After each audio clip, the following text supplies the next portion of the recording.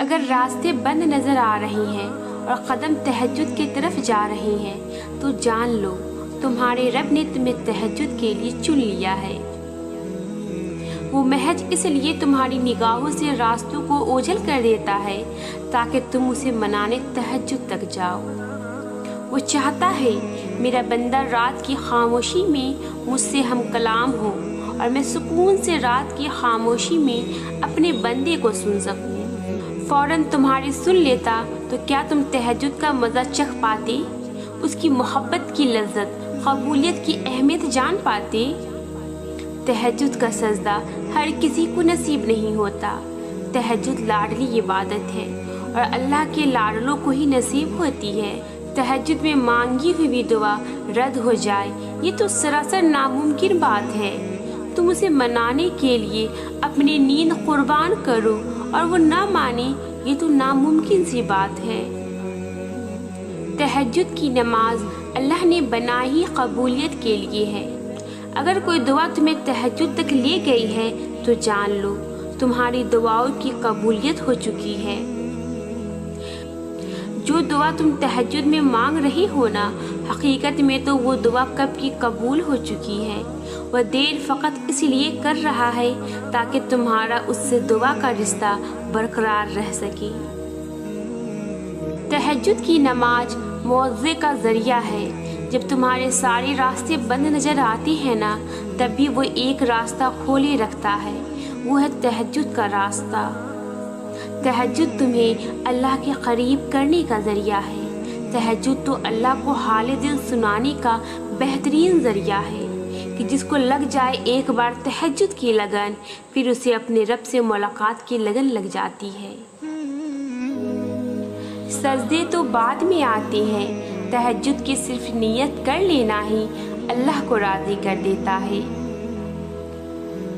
تہجد وہ نماز ہے جس کے بارے میں رسول اللہ صلی اللہ علیہ وسلم نے فرمائے، اس نماز کی محض نیت کر لینے کا اتنا اجر ہے کہ اگر کوئی تہجد کی نماز پڑھنے کی نیت کر کے بستر پہ لیٹا اور سو گیا کہ کچھ دیر بعد اٹھ کر پڑھیں گے لیکن اس کی نیند نہ ٹوٹ سکی تو اس کے لیے صرف اس نیت کر لینے کا ثواب ادا کی ہوئی نماز جتنا ہوگا۔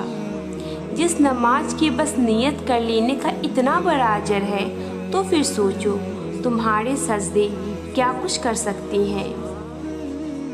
ادھورے قصے تو اللہ نے تہجد کے لیے چھوڑے ہوتے ہیں تاکہ تم آؤ، اسے مناؤ اور اپنی مرادیں پا جاؤ۔ جب تم وقت تہجد اپنی نیند ترک کر کے اللہ سے یہ کہنے کے لیے سجدہ ریز ہو جاتے ہو کہ یا اللہ مجھے آپ سے محبت ہو گئی ہے، تو اللہ بھی پلٹ کر فرماتا ہے مجھے تم سے بھی زیادہ تم سے محبت ہے۔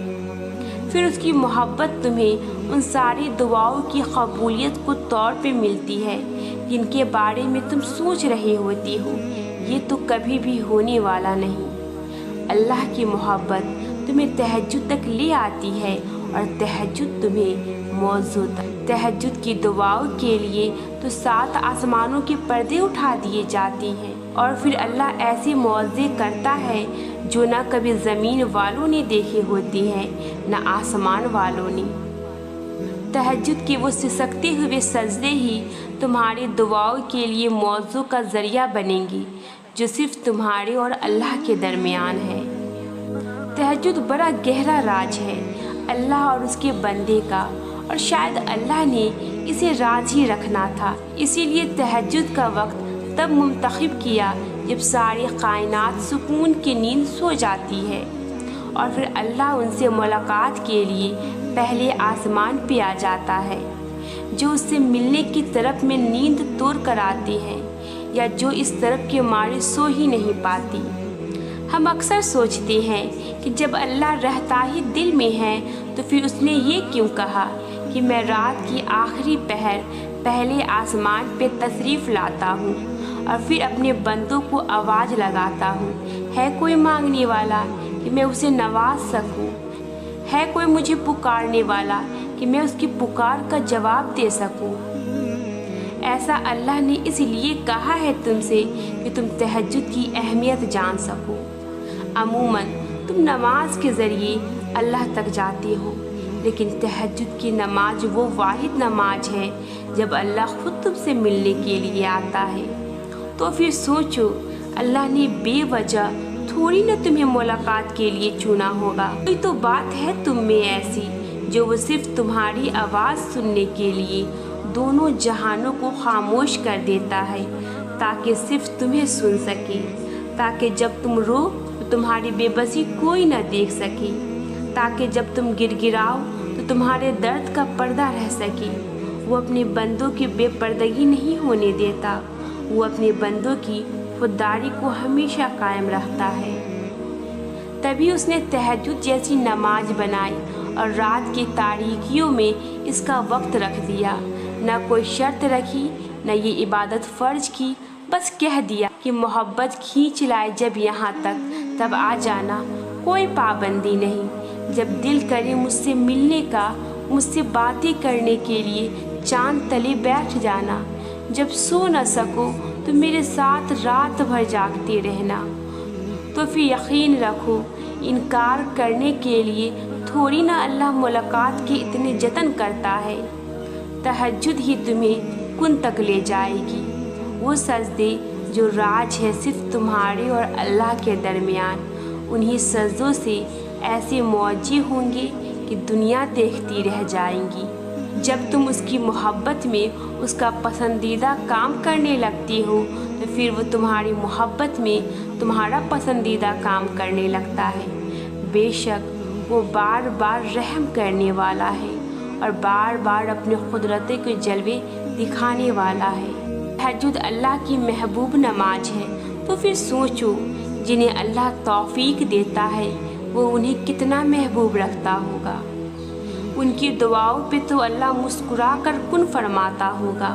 ان کے لیے تو اللہ نے اپنے خاص معجزے رکھے ہوں گے، ایسے معجزے جو تقدیریں بدل دے، کہانی پلٹ دے، جو اللہ سے ملوا دے۔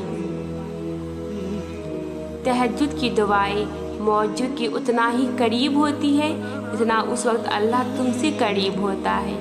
اور پتہ ہے اس وقت اللہ تم سے کتنا قریب ہوتا ہے؟ اتنا قریب کہ اللہ اور تمہارے درمیان کسی تیسرے کے آنے کی بھی گنجائش نہیں رہتی۔ اتنا قریب کہ نہ آسمان والے تمہیں اللہ سے جدا کر سکتے ہیں اور نہ ہی زمین والی۔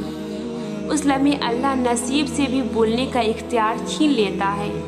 پھر اللہ سب کو خاموش کروا کے تمہاری طرف متوجہ ہوتا ہے، اور متوجہ ہوتے ہوئے وہ یہ نہیں دیکھتا کہ اس کے پاس کیوں آئے ہو، وہ بس یہ دیکھتا ہے کہ اس کے پاس آئے ہو۔ پھر وہ کہتا ہے، اے میرے بندے، فریاد کرو، کیا چاہتے ہو، مانگو مجھ سے، میں تمہیں نواز دوں۔ دعائیں قبول کر لیتا ہے، دعائیں بھی حیران رہ جاتی ہے۔ پھر وہ وہاں سے مدد بھیجتا ہے جہاں التجا بھی نہیں جا سکتی۔ پھر وہ تمہاری چاہت کو ایسے تمہارے نصیب کا حصہ بنا دیتا ہے جیسے یہ تمہارے نصیب سے جدا کبھی ہوئی ہی نہ تھی۔